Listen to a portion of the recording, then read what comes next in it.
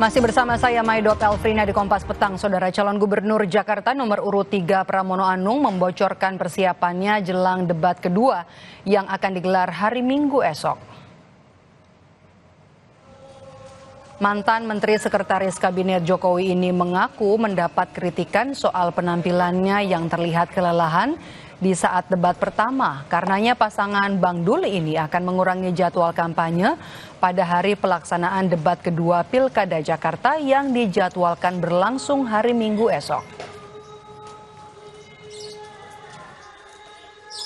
Persiapannya, saya kemarin waktu debat pertama dikritik karena terlalu kelihatan capek. Karena apa? Waktu pas hari Minggu mau debat itu, program saya, acara saya nggak berhenti. Jadi waktu pas debat saya kelihatan capek, saya lihat sendiri, oh iya memang capek. Jadi nanti pada saat debat, tanggal 27 saya cuma punya acara satu aja. Saya bilang saya mau, kebetulan cucu saya datang dari Kediri, saya mau sama cucu aja. Sementara itu, calon gubernur Jakarta nomor urut 1 Ridwan Kamil mengaku dirinya fokus belajar public speaking agar bisa berbicara dengan singkat dan menghibur dalam durasi yang sangat singkat. Mantan gubernur Jawa Barat ini mengaku durasi debat yang singkat menjadi tantangan bagaimana dirinya mampu menjawab solusi yang bisa diterima masyarakat. Tadi pagi udah latihan ya, jadi temanya ekonomi, pelayanan dasar, infrastruktur, detailnya nggak bisa sekarang tentunya nanti, tapi intinya lebih ke persiapan latihan, karena pembukaan hanya 4 menit, penutupannya 2 menit, penjawabannya 1 menit, jadi tapi topik banyak gitu ya, jadi memang tantangan debat itu bagaimana banyak gagasan, banyak teori, tapi waktunya pendek, sehingga tadi lebih banyak pelatihan public speaking yang cepat, tepat, dan menghibur. Menjelang debat kedua Pilkada Jakarta, 2 lembaga survei merilis hasil survei yang hasilnya ada perbedaan elektabilitas antara paslon nomor urut 1 dan nomor urut 3. 2 lembaga survei yakni Poltreking Indonesia dan Lembaga Survei Indonesia. Kedua lembaga survei ini melakukan survei elektabilitas pasca debat Pilkada pertama yang digelar pada 6 Oktober lalu.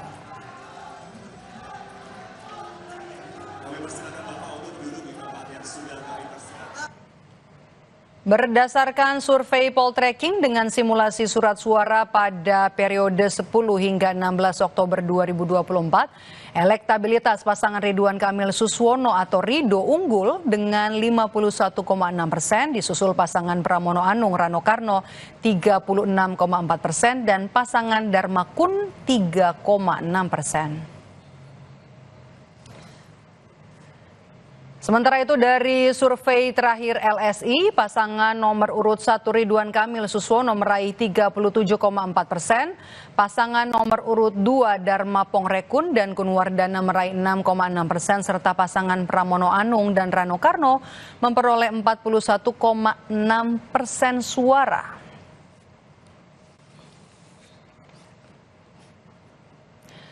Dewan Etik Perkumpulan Survei Opini Publik Indonesia atau Persepi merespon soal kemunculan hasil survei sejumlah lembaga terkait elektabilitas calon gubernur Jakarta yang hasilnya berbeda. Ketua Bidang Internal Persepi, Arya Fernandes, mengatakan Persepi berencana untuk meminta klarifikasi dari 2 lembaga survei, yaitu Lembaga Survei Indonesia LSI dan Poltreking soal hasil survei elektabilitas calon gubernur Jakarta yang berbeda cukup signifikan. Arya mengatakan sejauh ini survei dilakukan dengan standar atau prosedur yang benar. Hasilnya tidak akan berbeda jauh.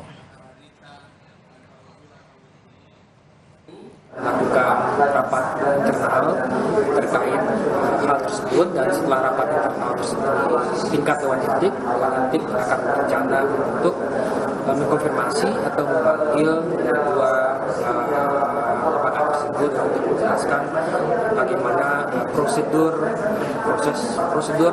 dan metodologi pelaksanaan survei. Kami di pengurus sifatnya hanya sebagai memfasilitasi pelaksanaan konfirmasi dan penjelasan tersebut. Lalu bagaimana peluang 3 kandidat calon gubernur di Pilkada Jakarta terutama soal persaingan pasangan antara Ridwan Kamil Suswono dengan Pramono Rano? Faktor apa yang akan menentukan kemenangan keduanya? Lalu apa yang bisa dimanfaatkan dari debat kedua besok untuk bisa menaikkan elektabilitas mereka? Kita akan ulas bersama pengamat politik yang juga Direktur Eksekutif Trias Politika Strategis Agung Baskoro. Mas Agung, halo selamat sore. Apa yang bisa Anda lihat yang paling menentukan dalam Pilkada Jakarta ini? Ya, pertama varian debat ini sangat menentukan bagi pemilih yang belum memilih atau undecided voters dan pemilih mengambang, Mbak Maidov. Ya, jadi ketika besok ada pelaksanaan debat, otomatis seluruh kandidat harus benar-benar mempersiapkan diri. Ya, artinya kemampuan yang sifatnya teknis sama pentingnya dengan substantif debat. Jadi karena waktunya mepet, otomatis ada banyak ide. Seperti tadi Pak Ridwan Kamil menyampaikan ya, ada banyak ide yang berseliweran, ada banyak ide yang dipahami, tapi karena waktunya mepet seringkali itu tidak tersampaikan, akhirnya malah penampilan debat kurang maksimal seperti itu. Jadi hal yang pertama soal debat, dan saya kira semua paslon pasti akan mempersiapkan betul ya untuk debat kedua besok dengan tema ekonomi dan kesejahteraan sosial. Bagaimana kira-kira solusi yang mereka bisa lakukan, karena di beragam temuan survei kredibel ya, saya sebut Poltreking dan LSI, itu punya kesamaan. Masalah ekonomi yang dihadapi masyarakat Jakarta hari ini adalah soal pertama sembako, harganya sangat mahal. Kemudian yang kedua soal lapangan kerja yang semakin sempit. Nah itu bagaimana kira-kira solusinya dari sisi RK, dari sisi Pram, dan dari sisi Pak Dharma Pongrekun ya. Karena ini yang dinantikan oleh para pemilih rasional yang jumlahnya sangat besar di Jakarta dan punya pengaruh menentukan tangan bagaimana siapa yang besok akan Pilkada Jakarta. Seperti itu. Undecided voters, swing voters juga mendekati waktu pencoblosan, pemilihan juga akan semakin berkurang ya. Tapi kalau kita lihat juga elektabilitas RK Suswono dengan Pramono Rano kan ini bersaing ketat. Kemudian apa yang Anda lihat? Faktor apa yang menentukan? Iya, jadi di Jakarta ini anomali ya, karena memang semua hal bisa berubah dengan sangat cepat seperti timeline di sosial media kita, karena masyarakatnya terpapar arus informasi yang cukup deras, sangat besar, ya semua kandidat tidak boleh merasa lengah kalau misalkan dia diunggulkan salah satu survei, apakah itu Poltreking RK atau KLSI Mas Pram, karena semuanya bisa berubah dalam hitungan waktu yang sangat cepat. Jadi terus saja melakukan treatment di darat ya dengan belusukan, dengan aktivasi relawan, kemudian di udara dengan campaign di semua media platform gitu, karena ini akan terus bertarung sampai ujung Mbak Maidov.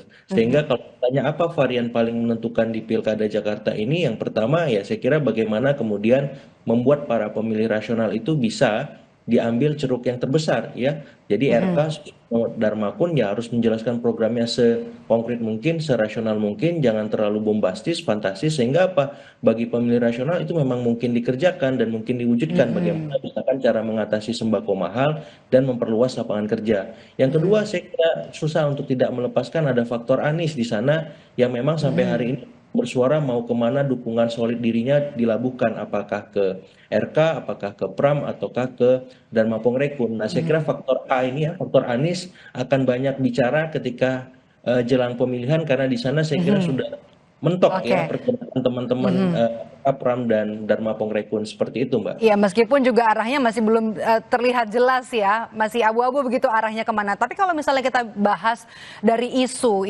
apa yang kemudian bakal menentukan naik turunnya elektabilitas dari RK Suswono dan juga Pram Rano? Ya, saya kira kalau besok temanya soal ekonomi dan kesejahteraan sosial, maka yang krusial sebagai temuan beberapa lembaga survei kredibel tadi ya soal mengatasi mahalnya harga-harga sembako yang tidak stabil seperti itu.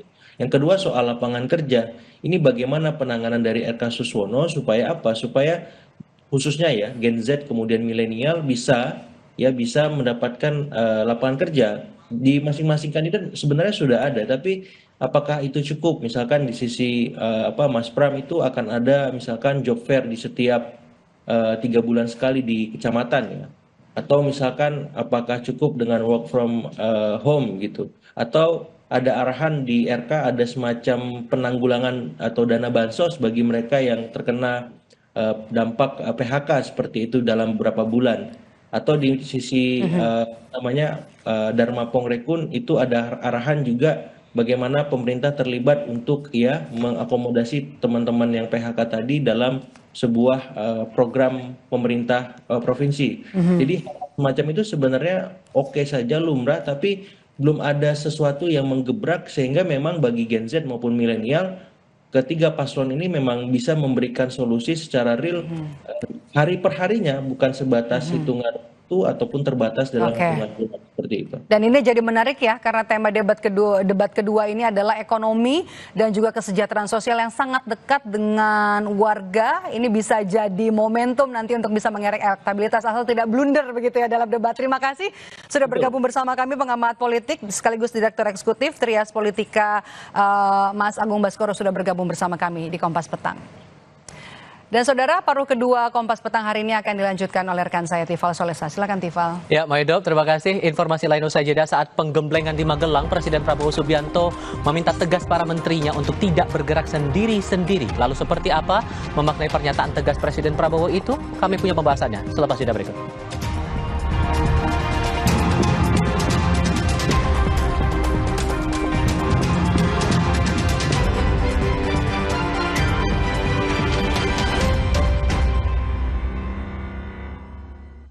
Hitam premium harus nyaman ini. Persiapan interview harus bold. Banyak killer, pedeku ambrol. Aduh, sakit maku.